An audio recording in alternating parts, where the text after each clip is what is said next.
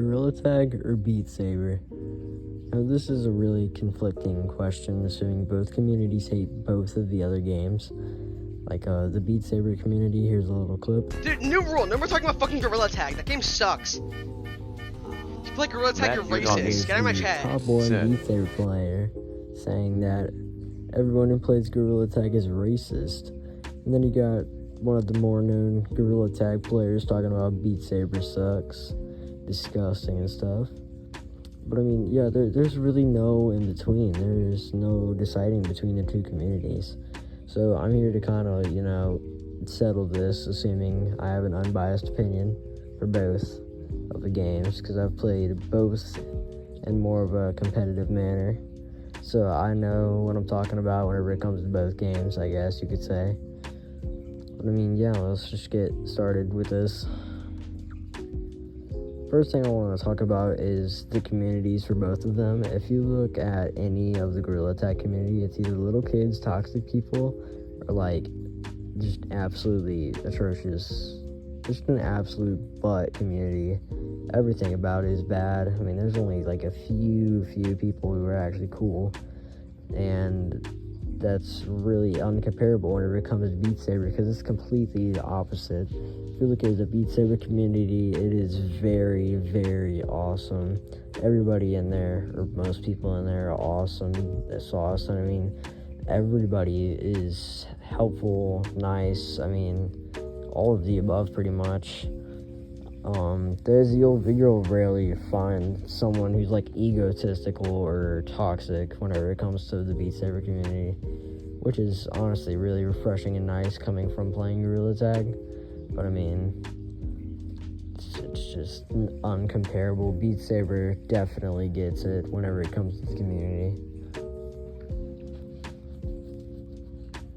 Next thing I want to talk about is the competitiveness of both games. I mean, both games are extremely competitive, assuming like in the top ranks and players, there's just a lot more competition than what you'll normally see in a VR game.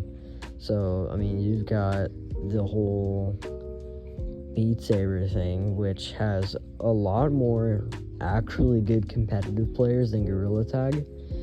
As you'll find the top 500 to be very good at the game, pretty much, and then you'll only have like a select top like 100 players in Gorilla Tag who are going to be actually good at the game, instead of just saying that they're good at the game and playing bad. A prime example of this, let me just think of somebody. Prime example, I mean, just to throw a name out there, Bizarre is somewhat known, I guess, and he thinks he's so good, but he's actually like atrocious at the game. And it's just sad to know that there are this many egotistical people who think they're good at the game, but they're really not. But I mean, yeah, I think whenever it comes to the competitive scene, Beat Saber is also going to have to take it. But there's a very large competitive scene whenever it comes to Gorilla Tag, so I mean, it's hard to compare the two.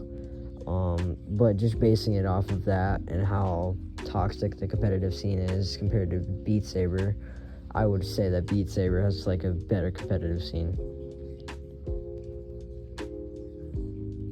Now, whenever it comes to just gameplay, I've heard many people that I've said like Beat Saber, it gets repetitive and stuff like that whenever it comes to just playing songs over and over again. But for Gorilla Tag, that's never really been the case. People have only gotten bored because of different updates that have came out. They're just not the greatest whenever it comes to a creative standpoint.